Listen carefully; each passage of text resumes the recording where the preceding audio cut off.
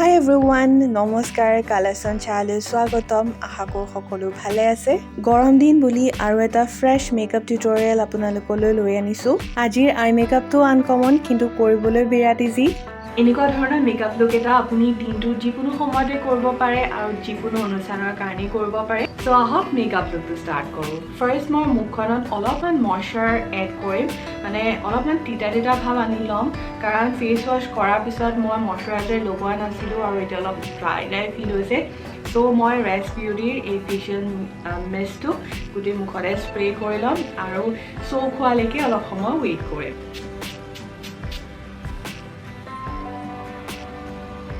এতিয়া মোৰ মুখখন পাৰফেক্টলি হাইড্ৰেটেড হৈ আছে আৰু ইয়াৰ ওপৰত মই ময়শ্চাৰাইজাৰ এপ্লাই কৰিলে ময়শ্চাৰাইজাৰখিনিও স্কিনত খুব ধুনীয়াকৈ সোক হৈ যাব মই পন্সৰ জেল ময়শ্চাৰাইজাৰটো এপ্লাই কৰিম গৰমৰ দিনত এনেকুৱা জেল ময়শ্চাৰাইজাৰ এপ্লাই কৰিব কাৰণ তেতিয়া স্কিনখন পটককৈ অইলি নহয়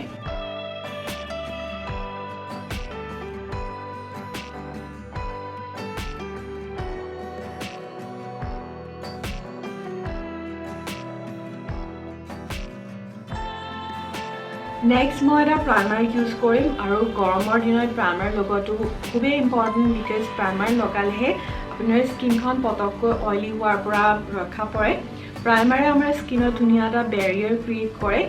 মানে আপোনাৰ প'ৰ্ছবিলাক যে আছে সেই প'ৰ্ছবিলাক অলপ সময়ৰ কাৰণে ক্লোজ কৰি দিয়ে তাৰ ফলত অইলখিনি মানে স্কিনৰ অইলখিনি পটককৈ নোলায় আৰু আপোনাৰ মেকআপটো লং লাষ্টিং হয় মই মুখৰ চেণ্টাৰ এৰিয়াত প্ৰাইমাৰটো ইউজ কৰিম য'ত মোৰ প'ৰ্ছবিলাক বেছিকৈ ভিজিবল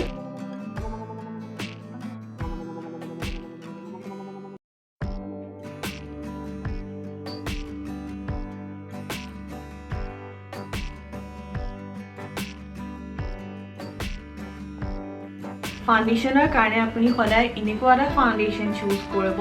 যিটো আপোনাৰ স্কিনত কমপ্লিটলি মেট ফিনিছ দিয়ে কভাৰেজটো মিডিয়ামতকৈ অকণমান ভাল হয় আৰু বহুত সময়ৰ কাৰণে স্কিনত থাকি যায় মানে স্কিনখন ফ্ললেছ দেখায় বহুত সময়ৰ কাৰণে মই ইউজ কৰিছোঁ ফৰএভাৰ 52 ফাউণ্ডেশ্যন এইটোৱে কমপ্লিটলি মেট ফিনিছ দিয়ে আৰু লগোৱাৰ পিছত সোনকালে আপোনাৰ মেকআপটো ফেড নহয়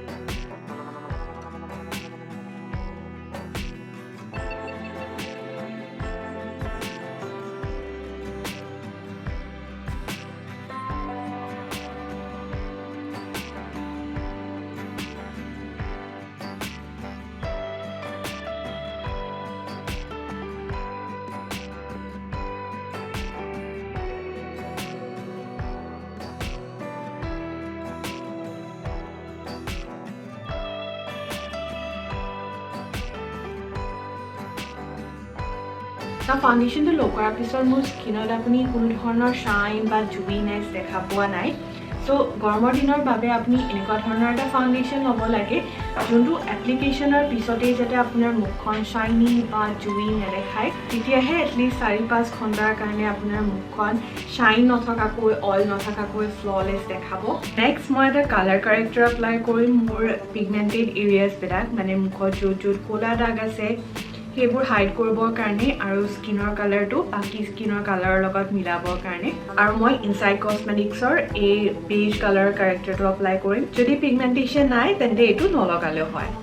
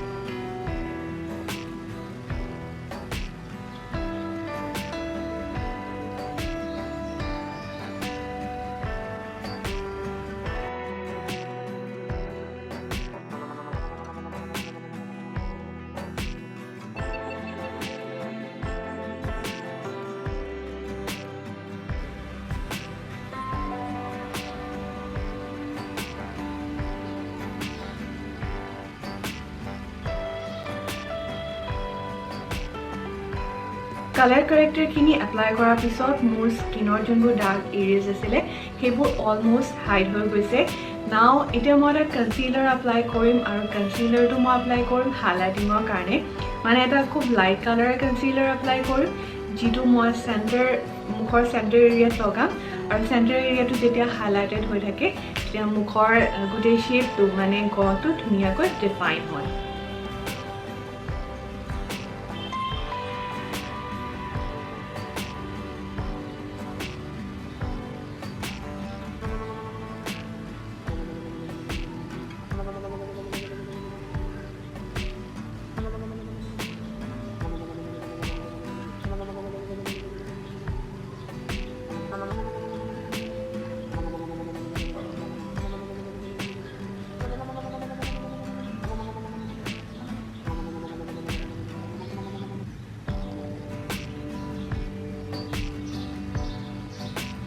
সো কনসিলাৰখিনি লগোৱাৰ পিছত এতিয়া আপুনি গোটেই মুখখন পাউডাৰ দি পেলাই সেট কৰিব লাগিব।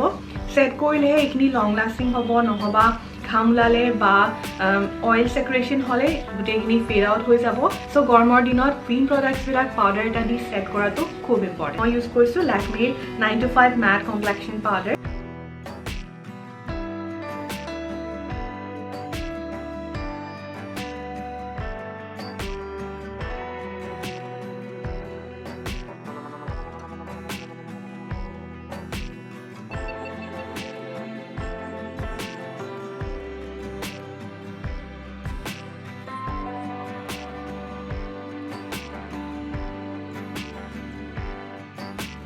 এতিয়া আইব্ৰাউখিনি কালাৰটো অলপ ডাৰ্ক কৰিবৰ কাৰণে মই পেকৰ আইব্ৰাউ ক্ৰীম ল'ম।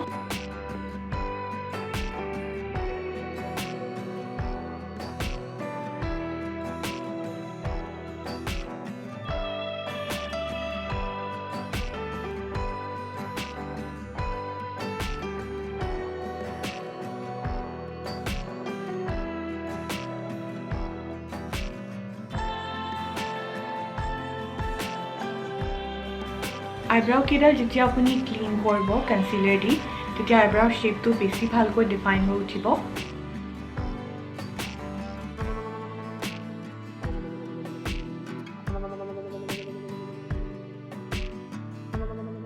তাৰপিছত আই মেকআপ কৰাৰ আগতে আপুনি আইলিডখন আকৌ এবাৰ পাউডাৰ দি সেট কৰি ল'ব। যেহেতু আইলিডখনত এটা ক্ৰীম প্ৰডাক্ট ইউজ কৰা হ'ল, ইয়াৰ ওপৰত যদি ডাইৰেক্ট আইশ্বেডো এপ্লাই কৰে তেন্তে আইশ্বেডোখিনি পেচি দেখাব। সো আজিৰ আই মেকআপটোৰ কাৰণে মই মেকআপ ৰেভলিউশ্যনৰ সোফেক্স পেলেটটো ইউজ কৰিছোঁ। এতিয়া মই কনসিলাৰ দি কাট ক্ৰিজ কৰি লৈছোঁ আৰু এই কাট ক্ৰিজ কৰি লোৱা জেগাখিনিতে য়েলো শ্বেডটো এপ্লাই কৰিম, তেতিয়া য়েলো শ্বেডটো আৰু বেছি ব্ৰাইট দেখাব।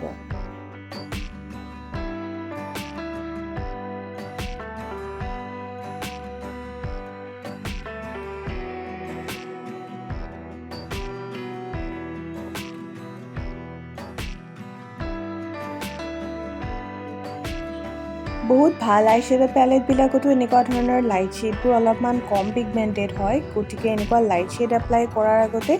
সদায় কনসিলাৰ বা আইশ্বেডো বেছ এটা এপ্লাই কৰি ল'ব।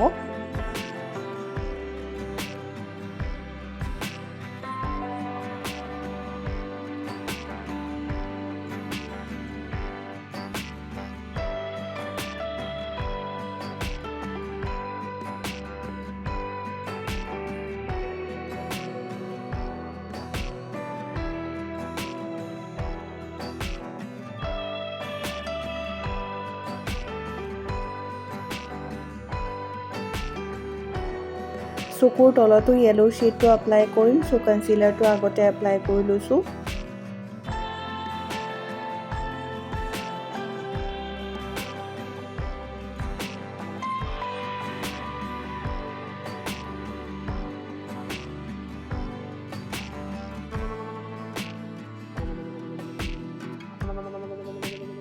ইনাৰ কৰ্নাৰত চিলভাৰ শ্বেড এপ্লাই কৰিছোঁ কাৰণ য়েলো আৰু চিলভাৰৰ কম্বিনেশ্যনটো এতিয়া ট্ৰেণ্ডত আছে।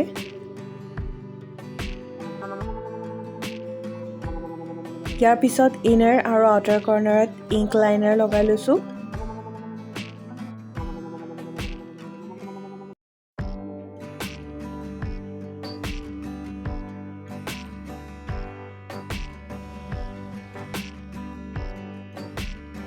মাস্কাৰা মই মেবেলিনৰ ৱাটাৰপ্ৰুফটো লগাইছোঁ। গৰমত সদায় ৱাটাৰপ্ৰুফেই লগাব,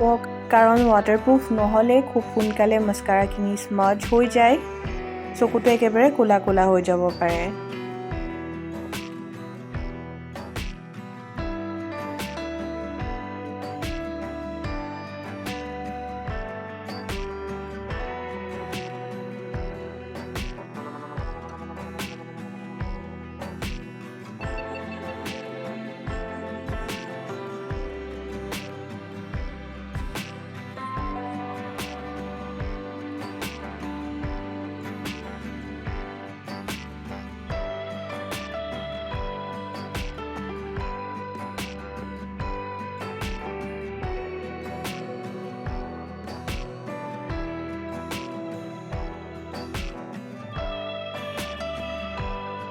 আজি মোৰ আই মেকআপটো ফিনিশ হ'ল দেখা পাইছে যে ইয়েলো শেডটো বিৰাট ধুনীয়াকৈ পপ আপ হৈছে ব্ৰাইট দেখাইছে গোটেই মেকআপটো কমপ্লিট হোৱাৰ পিছত আই মেকআপটো আৰু ভালকৈ ফুটি উঠিব মই ফলছ আইলেছেছ লগোৱা নাই যদি আপোনালোকে গৰমৰ দিনত ব্লাছাৰ আৰু হাইলাইটাৰতকৈ বেছিকৈ কণ্টুৰিং বা ব্ৰঞ্জিঙত গুৰুত্ব দিব গৰমত যিহেতু আমাৰ এনেও ছানটেন হয়ে গতিকে ব্ৰঞ্জ লুক এটা বেছি ভাল লাগে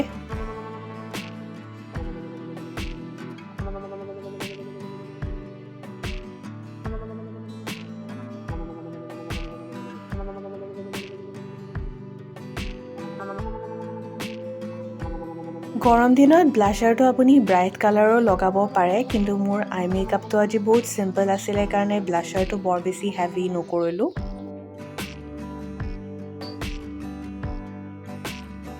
গৰম দিনত খুব বেছি হাইলাইটাৰ নলগালেও হৈ যায় কাৰণ 4-5 ঘণ্টাৰ পিছত স্কিনখন এনেও অলপমান শ্বাইনি দেখাবলৈ আৰম্ভ কৰে ব্লাছাৰো মই সুগাৰৰ মিনি ব্লাছাৰটো ইউজ কৰিছোঁ শেডটো মই ইউজ কৰিছোঁ পিচ পিংক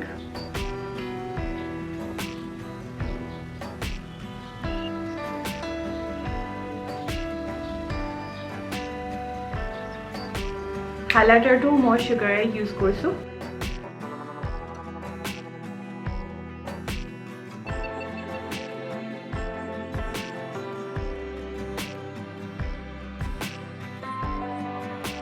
লিপষ্টিক এপ্লাই কৰাৰ আগতে মুখখন লাইনিং কৰি ল'ম কিকো মেলানৰ লিপ পেঞ্চিল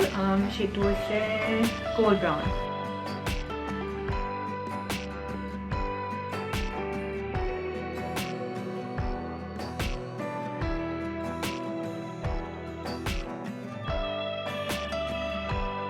লিপ কালাৰটো মই ইউজ কৰিছোঁ মিছ ক্লেয়াৰৰ